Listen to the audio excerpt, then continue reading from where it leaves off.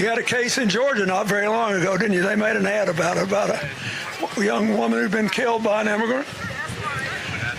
Yeah, well, if they'd all been properly vetted, that probably wouldn't have happened. But if they're all properly vetted, and that doesn't happen, and America is not having enough babies to keep our populations up, so we need immigrants that have been vetted to do work, there wouldn't be a problem. And he couldn't keep people all torn up and upset. Platter a new direction to manage an immigration crisis in a tough time where there's all this upheaval all over the world, where there are border problems all over the world, where millions of people are trying to escape the misery they're in.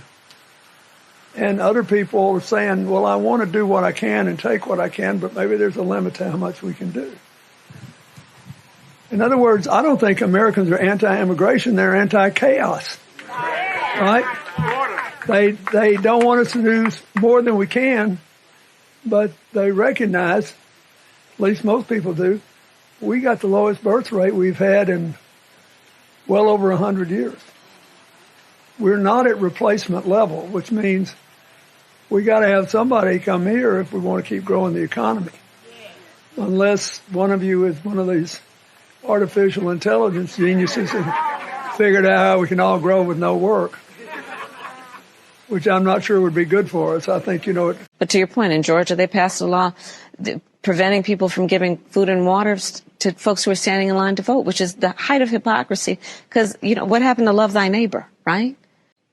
There's this whole, I talked with somebody once who said, if you just look at where the stars are in the sky, don't look at them as just random things. If you just look at them as points, look at the constellation, what does it show you?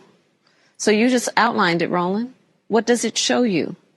So what do you say to African Americans specifically who say, shut it all down, folks can't come in, close the border, who sound in many ways like MAGA folks? So first of all, I have prosecuted transnational criminal organizations for the trafficking of guns, drugs, and human beings.